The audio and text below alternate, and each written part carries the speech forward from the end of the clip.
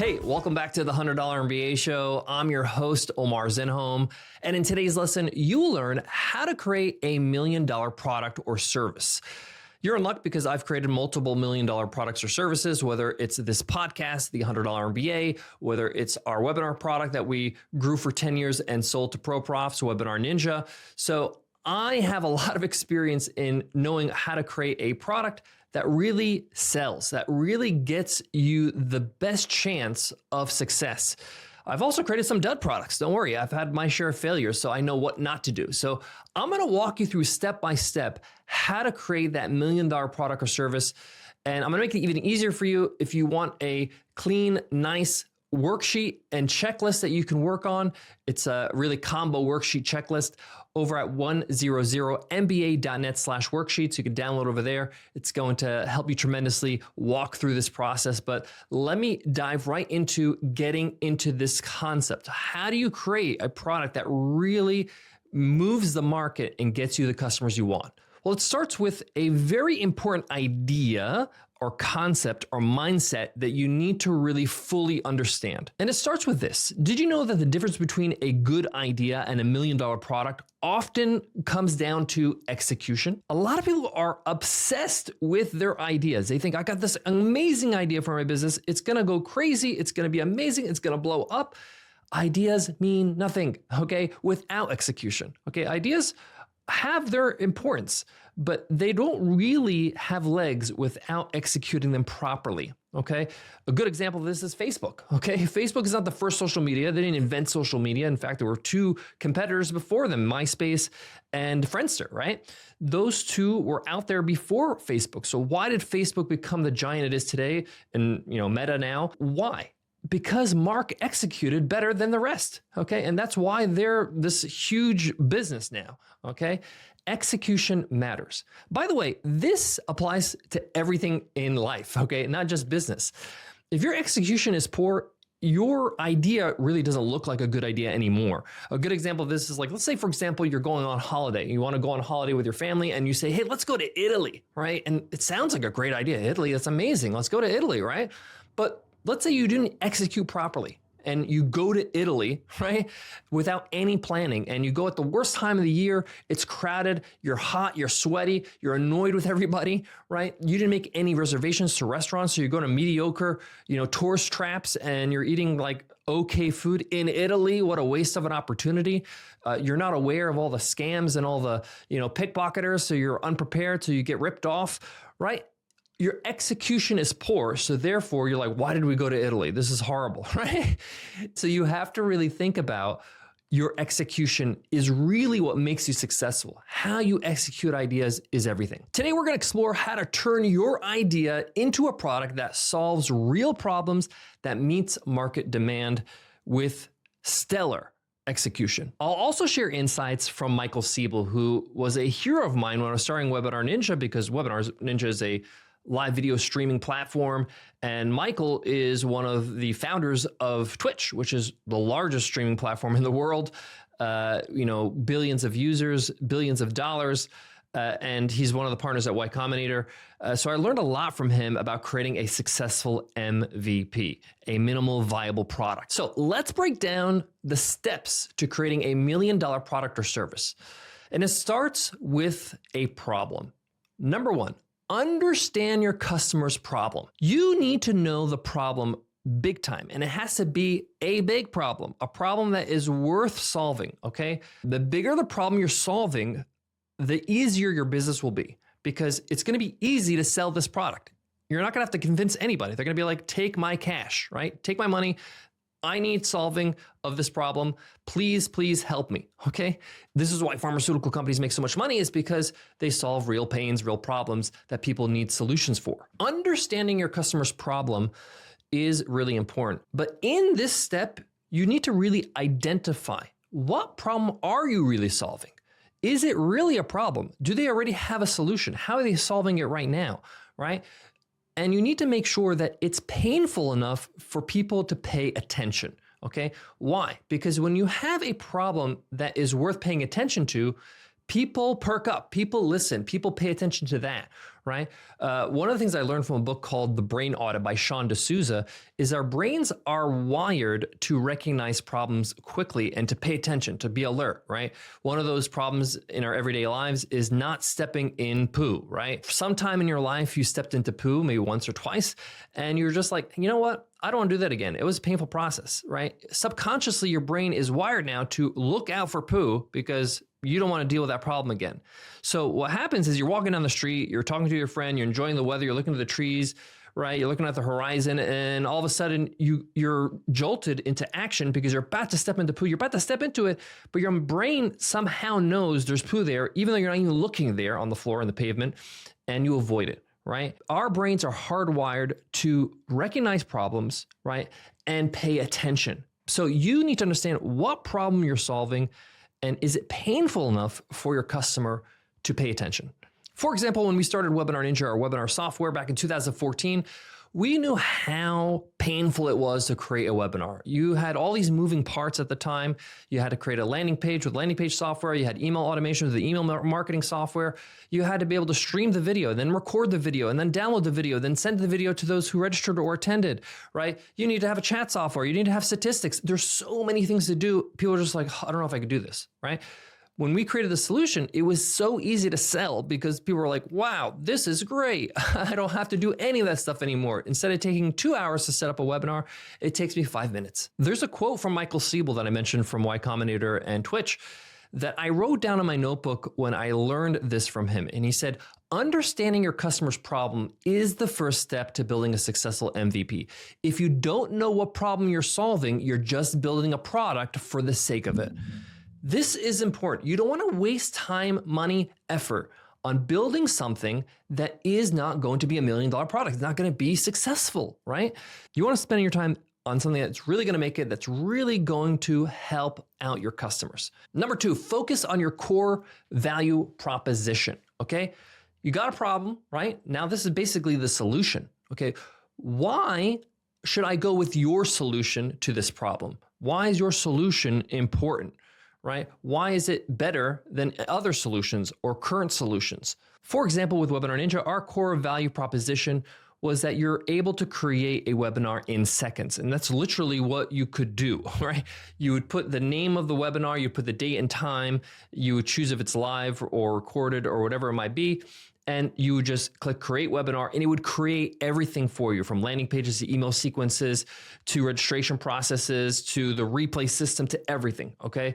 And then you can go ahead and edit later on. But the point here is that idea is very unique. Like, what? I just put in this basic information and all these pages, all these parts of the webinar are created for me.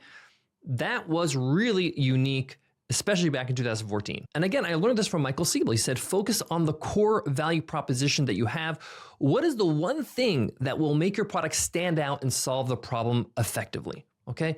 One of the things we realize is that it's really the time and the effort that makes people not want to create webinars, right? They know that they're successful. They know that it can help their business and help them get more customers, but it was a time and the effort. If we can solve the time effort part, say, hey, it's actually not a lot of effort. You just got to take 5 seconds to put this information in, hit create, it's done.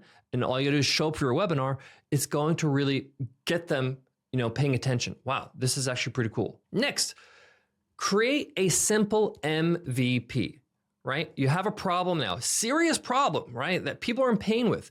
You have a unique way of solving it. Okay. And now you got to put it out there in the world to see if it actually does what it's supposed to do. This is important. An MVP, minimal viable product. The point of the MVP is to see if your hypothesis, if your idea, if your hunch that you have a painful problem and your solution is a good one, is actually true, okay? And the only way to actually do that is allow the rubber to hit the road, right? You want to make sure that you actually have something to show somebody to try, to do, to use, because when you say to somebody like, hey, I have this business idea, I have a solution to a problem a lot of people have, this is what I think, 1, 2, 3, 4, right? That is not the same as you saying, hey, I have this thing that can solve this problem. Here, try it. Tell me what you think. Trying it out is different from just giving you some sort of, biased opinion because maybe I have that problem, don't have that problem. I'm your friend, I'm your relative, whatever it is. The point here is that there's nothing like trying something for yourself. Most people can't visualize a product in their head, okay? So you need to create something so that they can actually try your solution. The important thing to remember about a minimal viable product is that the goal is to test your idea is actually solving what you're intending to solve, is actually a good one. It's not to build the final product. This is important. A lot of entrepreneurs I work with, they say, I want to start a business. And when they think business, they think Walmart, they think McDonald's, they think, Apple. That is version 1000, okay? Not version 1. Version 1 starts with just saying, hey, let's see if we can solve this one problem that this one person might have, hopefully there's many of them, but the point here is that let's see if this actually works. We're testing it out. We're testing our theory out. And that's the point of the MVP. We're getting this out as soon as possible, as fast as possible, so that we don't waste any time on a bad execution to that idea with our solution. One of the ways we tested our MVP with Webinar Ninja is I created it for myself and I ran webinars with the beta version of Webinar Ninja. And then our audience said, hey, what are you using for this webinar? It looks pretty cool. And I said, it's something I would just slap together. What do you think? And they said, like, hey, can we buy it? And when you hear, can we buy it, but just by looking at it, that's a great indication. Now, we took it a step further and then we said, okay, there is some interest, but I want to see if people really mean, can we buy it, and are actually willing to part with their dollars. So we pre-sold Webinar Ninja on a sales page. We actually sold the product before we even had it ready. And that's kind of how we got our initial funding, right? We first sold 150 spots, sold out. Then we sold another 100 spots, got 250 spots. And that was that kind of fueled our first run, our first, I would say, 18 months of running the business and creating a product that actually is ready for market. Now, in that experience, what it did, it allowed us to create an MVP very quickly and put it out there for people to try after they, bought it, 4 months ago or 5 months ago when we pre-sold it. And it allowed us to see if our product is actually doing what it's supposed to do. It allowed us to test our assumptions and learn from our users based on what they're actually doing and not what they're saying, okay? You want to see how they're using the product. You want to find out the results they're getting. They might use the product in a way that surprises you and makes you feel like, oh, maybe I should go this direction. Another good example of this is Instagram. Instagram's unique value actually was the filters, right? They realize, oh, people actually, when they post on Instagram, they use these filters and they love these filters and they're willing to post their photos because they look better than they actually are with the filters on. And this allowed Instagram to be viral. People were like, okay, I'm going to post more and more photos because now my photos look good. And they realize, okay, this feature right here that the customers are using can really turn our business around. Let's focus on that. Let's focus on the photo aspect of Instagram. And then Instagram just became about photos and now videos and more than that. Number 4, release early, release often. Whatever your product or service is, software, a course, coaching, even physical goods, you want to make sure that you release a product as quickly as possible to get feedback from customers and learn and iterate so that your next version of that product is even better, as fast as possible, okay? One of the things that we did at Webinar Ninja is that we continuously improved our product based on feedback. We were deploying new versions of Webinar Ninja every 2 or 3 days. Few fixes here, a few improvements there, change the UI, that button is not clear, let's change the language here.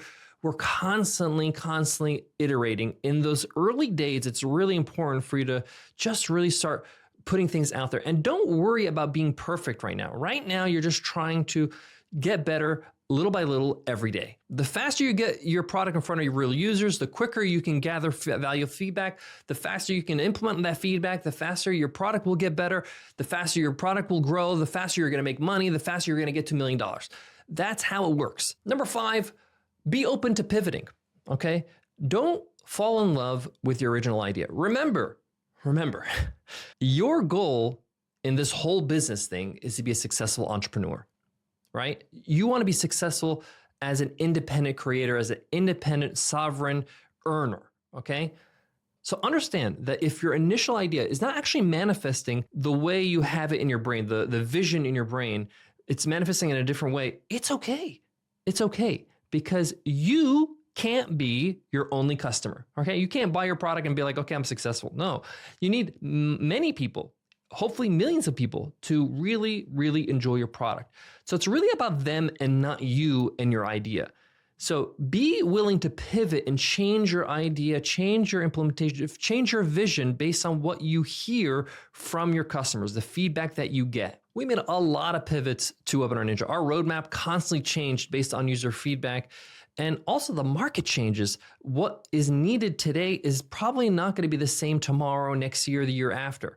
So be aware of this and be willing to change whatever your business is looking like, whatever your product is looking like, for the sake of success. Okay, so you're past the MVP phase. You're making money. Let's say you're making $100,000, $200,000 a year with your product. Now you have to understand that you need to still iterate and improve continuously, which is step 6, but you need to improve your product based on real feedback. Okay, what I mean by feedback comes in different ways. Feedback can be your customers getting on a phone call with you and saying, I want XYZ. Feedback can also be what they actually do. So you're tracking inside your website. Say, even if you have an e-commerce site, even if you have a coaching business, even have a course business, whatever it is, you're tracking how people behave, right? And you want to figure out, are they actually saying and doing the same things, right? Because the actions really matter. And this is really important to know how to really implement a solution that works. Because the job of the customer is not to solve the problem, right? The job of the customer is not to come up with the solution. That's your job. But your job is to listen to them, listen to what they do, see what's happening, put it all together and come up with a good solution for them. Kind of like a parent would help out a child, right? They know what's best. And you should know what's best for your customer because you understand the problem, understand them very well, and you kind of understand what they mean when they say something. A good example of this is with our courses at $100 MBA. We revamped our courses because many of our customers were saying one thing, but then when we look at the data, we realize, oh, they actually mean this, okay? So we had videos that would go for about 15, 30 minutes, even some videos that are 40 minutes, right? And the customers would say, I like these long form, but I can't watch it in one sitting. I can actually watch 15 to 20 minutes at one point. I remember this feedback and I was like, okay, great. We'll just bring it down to 15, 20 minutes. But then I went into the data and I looked at the data of the video plays and I realized that people would watch on average at least 5 minutes of video. So I thought, oh, if we get closer to 5 minutes, we'll have 100% completion on all the videos. And then they can go into the next video and do another 5 minutes, another 5 minutes. Made that change, not based on what they said, but what they do. And it made a huge difference in completion. Now, I'm fully aware that this video is more than 5 minutes, but this is kind of a one-off video. It's not part of a larger course that have lessons stacked upon each other that require them to go to the next video, the next video, the next video, because essentially they're watching more than one video at a time. So iterating on the feedback that you get and the feedback that you learn from their actions, super important. Number 7, learn from real world examples, okay? Study successful MVPs.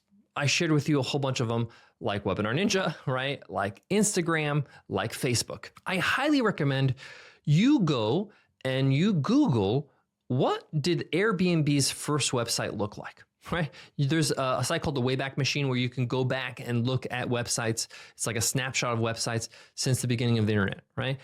And you'll be surprised. Airbnb, when it first launched its MVP, and it was way past its MVP actually, there was no way to actually pay for the accommodation, right? There was no way to actually transact. What happened was the transaction happened in person. You would pay the homeowner or the apartment owner or the person that's renting out the place in person when you would see them, okay? So you don't need all of the solution at the beginning. But the main problem that Airbnb was solving is finding accommodation that's not a hotel, that's a resident in major cities, and they're able to do that. Allow the customer to see that and allow the actual person that's renting the place out to easily advertise that they have a room or they have a place that you can stay in. So that was a real problem that they were solving. They solved that problem, and then they solved all the other problems for their business, like how to transact and Google Maps and all that kind of stuff later. Now, before I tie this lesson up in a bow and recap and make sure that you know what to do next, I'm going to give you a quote from Michael Siebel. He says, real world examples show that many successful products start with a simple MVP. Learn from their journeys and understand that simplicity and focus are critical. So let's recap. Again, you can grab the worksheet to this lesson over at 100mba.net/worksheet. Number 1, identify the problem. Number 2, define your core value proposition. Number 3, build a simple, minimal viable product, MVP.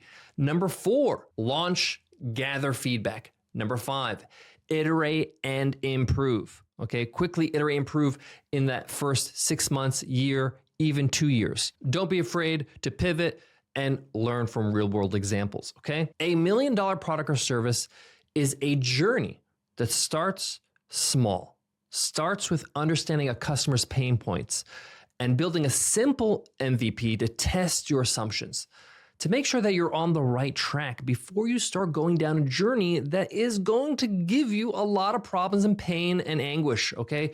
Trust me, I've had businesses that I invested years and lots of money that really tanked, that didn't work because I didn't do this. I didn't really focus on really making sure that I'm actually solving a real problem. By the way, this is not sitting and planning and researching on the internet your idea. No, this is having a problem that you're solving the problem with an execution that you believe is a good one, and then putting out an MVP as soon as possible. By the way, if you want to know a timeline, like you want to do this in weeks, right? Within a few weeks, you want to be able to put out an MVP and see if this is something that people really want. Why? Because if it's not something they want, you can iterate, you can change, you can rethink it, you can go out and put another MVP the next week and the week after until you nail it, and then you can then build upon that MVP. Make sure you measure twice, cut once. Thanks for tuning into the $100 MBA Show. I hope you found this episode valuable and are ready to create $1 million product or service. If you enjoyed this lesson and you want more of them, we have 2,500 business lessons in our archives on our podcast. You can subscribe to the podcast on Spotify, on Apple Podcasts, and any podcast player.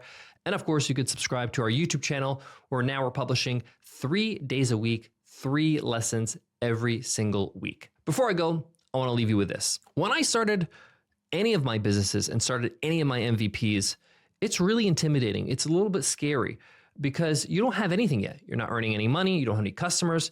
You don't have any interest. So what you need to remember is that this is just the beginning. This is temporary. This is how it is right now. You will know when you have a successful business because you will have people knocking down your door to buy this product. And that's the kind of product you want to have. That's the kind of problem you want to solve. Your life is going to get so much easier because you really hit it on the nail. Remember, you don't have to solve everything about this problem when you get started. You want to solve the main pain point that really gets people's attention and gets them to give it a try and give you their money.